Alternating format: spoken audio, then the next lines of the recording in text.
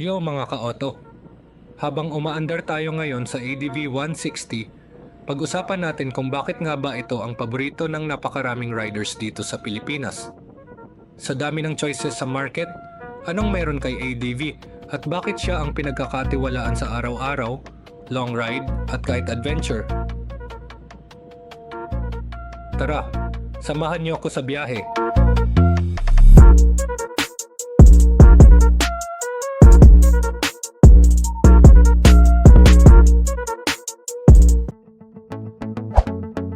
As of 2025, ang SRP ni Honda ADV 160 ay nasa 166,900 pesos.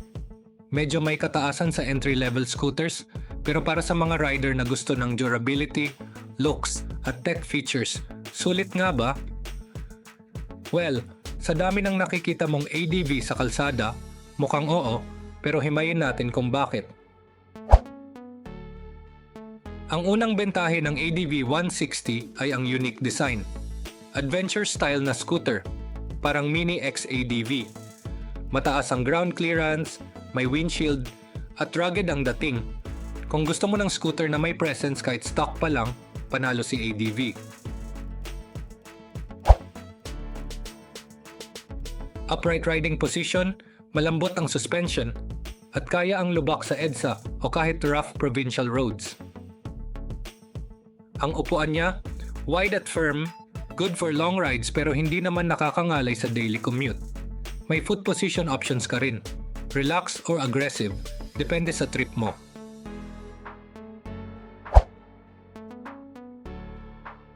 Powered by a 156.9cc 4-stroke, liquid-cooled ESP Plus engine na pareho rin sa PCX 160. May PGM-FI at smooth ang throttle response. Kayang makipagsabayan sa expressway speed roads, not NLEX or SLEX syempre. At hindi bitin kahit pa may angkas. Swak sa city and capable sa weekend rides. ADV 160 comes with a full digital panel, Honda Smart Key system, LED lights all around, USB charging port, idling stop system, ACG starter, at combi brake system with ABS sa harap. Isa siya sa pinaka-loaded sa kategory niya. Sa presyo niya, sulit ang tech na kasama.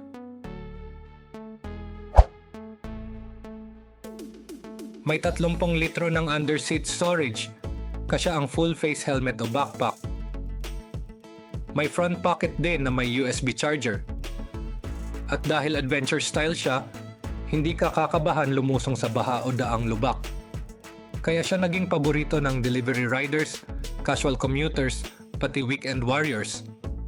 Kaya kung naghahanap ka ng scooter na pogi, reliable, loaded sa features, at kaya kahit anong ruta, ADV 160 talaga ang solid na choice. Kaya siya ang paborito ng maraming riders sa bansa.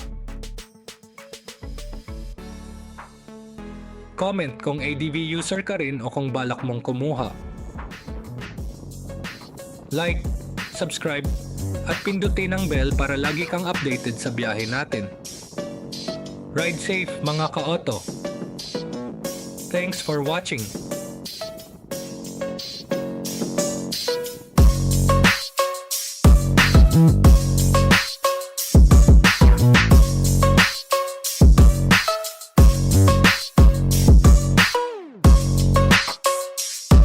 Mm-hmm.